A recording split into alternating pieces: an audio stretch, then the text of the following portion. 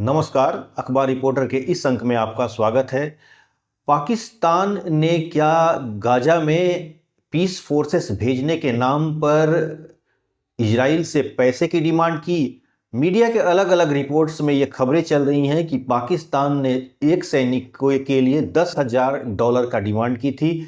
बदले में इजराइल ने उसे $100 की बात की, यानी इजराइल ने पाकिस्तानी सैनिकों की कीमत मात्र $100 लगाया।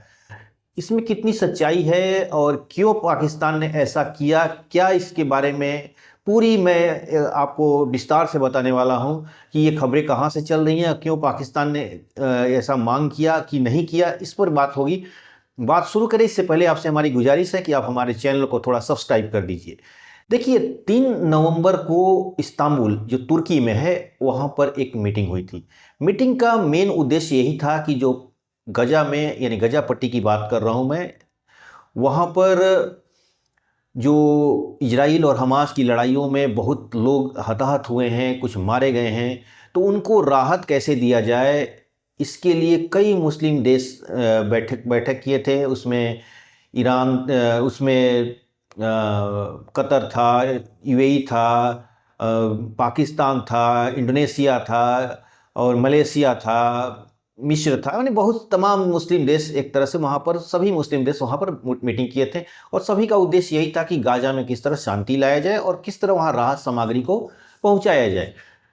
आपको पता होगा कि उसमें हमास को एक तरह से रिप्लेस करने के बदले में वहाँ पर एक पीस कीपिंग फोर्स तैनात करने की बात हुई है।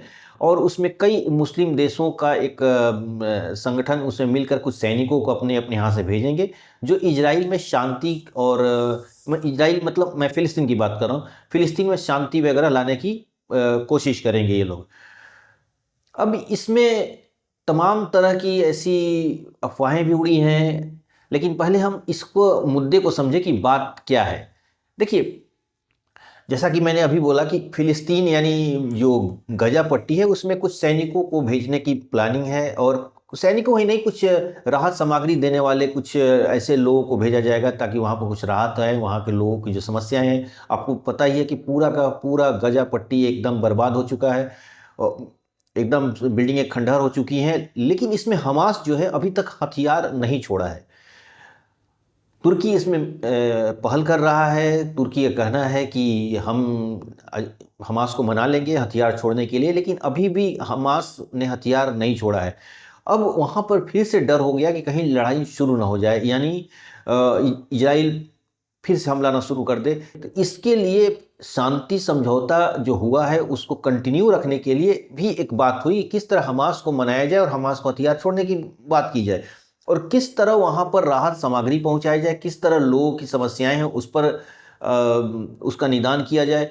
दूसरी चीज़ की फिर से उसका पुनर्निर्माण कैसे हो, उसका पुनर्निर्माण। और सब लोगों ने बोला कि हम लोग अपने अपने यहाँ से सैनिक भेजेंगे, लेकिन सैनिक भेजने के लिए एक शर्त है कि इजराइल भी उस तब तक, जब तक इजराइल इस बात के लिए तैयार नहीं होगा, कोई भी देश अपने यहाँ का सैनिक नहीं भेजेगा। कहने का मतलब कि कौन कौन से देश का सैनिक गजा में जाएंगे जो वहाँ एक तरह से शांति कायम करने के लिए, तो उसके लिए इजराइल की परमिशन लेनी होगी। इजराइल इस बात को प्रमाणित करेगा कि हाँ ये देश आएंगे तो उन अपने सैनिक भेजेंगे। लेकिन दूसरी बात कि ये लोग ये भी चाहते हैं कि इस जो हम लोग सैनिक भेजें उसमें यूनाइटेड नेशन जो है वो उसका मान्यता दे, ताकि यूनाइटेड नेशन कुछ ऐसा ना हो कि कहीं देखिए, इसकी वजह यह है कि इजराइल की तरफ से वो भी डर रहे हैं कि इजराइल कहीं हमारे ऊपर ऐसे आरोप न लगाना शुरू कर दे, या कुछ इस तरह की कोई प्रोपेगेंडा वॉर शुरू ना हो जाए। इसलिए ये लोग भी अपनी तैयारी चाहते हैं कि हमारी जो सैनिक, जो पीस कीपिंग फोर्सेस हम भेजने वाले हैं, तो उसको यूनाइटेड नेशन एक तरह से मान्यता दे दे। समझ गए? तो इसी के लिए इस्तांबुल में एक लंबे चौड़ी मीटिंग हुई थी, और इस मीटिंग में, ये मीटिंग 31 तारीख को ही हुई थी। पहली मीटिंग उन्होंने 31 तारीख को किया था, फिर बाद में इसको आगे बढ़ाया इन लोगों ने, और 3 नवंबर को फिर से मीटिंग हुई थी इस्तांबुल में। इसमें सब विदेश मंत्री के लेवल के ही लोग थे और सभी लोग इसमें पहुंचे हुए थे। तो इसी में पाकिस्तान, ऐसी मीडिया रिपोर्ट्स में आई, अलग अलग बड़े बड़े घराने जो भारत के हैं न्यूज़ चैनल्स, उन्होंने ये बातें को बड़ी गंभीरता से इसको छापा है, बहुत गंभीरता से इसको दिखाया है न्यूज़ में, कि पाकिस्तान ने प्रत्येक सैनिक यानी जो पीस कीपिंग सैनिक जाने वाले हैं अलग अलग देशों को, तो पाकिस्तान भी उसमें भेजने वाला है सैनिक, तो प्रत्येक के लिए उसने $10,000 इजराइल से मांग की है। बदले में इजराइल ने उन्हें उसको एक तरह से बेइज्जत करते हुए मात्र $100 देने की बात करी। यानी न्यूज ऐसी है कि पाकिस्तान ने इजराइल से बोला कि हम अपने सैनिक भेजेंगे, लेकिन आपको उन सैनिकों को एक सैनिक के बदले में $10,000 देने होंगे। लेकिन इजराइल ने बोला कि हम आपकी सैनिकों का कीमत मात्र $100 लगा रहे हैं। अब इससे पाकिस्तान की पूरी बेइज्जती हो गई। तो ये ऐसे ऐसे मीडिया में, भारतीय मीडिया में चल रहा है। तो इसमें इसका मेन है कि इसमें सच्चाई कितनी है। क्या वाकई में पाकिस्तान ने जो मीटिंग हुई थी इस्तांबुल में उसमें पैसे की मांग की थी, या इजराइल को किस इस तरह का कोई इन्फॉर्मेशन दिया था कि आप इतने पैसे दीजिए। इसमें क्या सच्चाई है, इसके लिए हमें पाकिस्तान इंफॉर्मेशन जो ब्यूरो है, जो उनका ministry of Pakistan information bureau वो पाकिस्तान का, तो उसमें इस बात को पब्लिश किया गया कि जो भारतीय मीडिया में ये सब चल रहा है वो सरासर गलत है। मीटिंग में ऐसी कोई बातें नहीं हुई जिसमें पाकिस्तान ने पैसे की मांग की हो। यानी एक तरह से पाकिस्तान ने ऑफिशियली इस बात को जो भारतीय मीडिया में चल रहा है उससे पूरी तरह से नकार दिया है कि पाकिस्तान ने इस तरह की कोई मांग नहीं की है।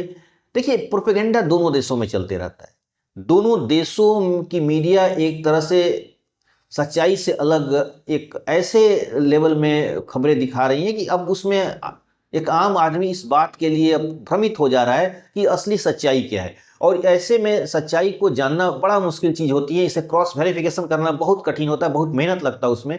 तो इस हमारी जो अपनी हम लोगों ने इसको जांच किया, तो जांच करने से ये पता चला कि ये बातें बिल्कुल गलत थी। क्योंकि ना ही पाकिस्तान की तरफ से ये कोई, पाकिस्तान ने साफ इनकार ही कर दिया, लेकिन तुर्की की तरफ से या जो और भी देश के गए हुए थे, इसमें यूएई था, कतर था, इंडोनेशिया था, इन लोगों के भी न्यूज़ चैनल में इस तरह की कोई खबरें नहीं चल रही थी कि पाकिस्तान ने कुछ पैसे की मांग की।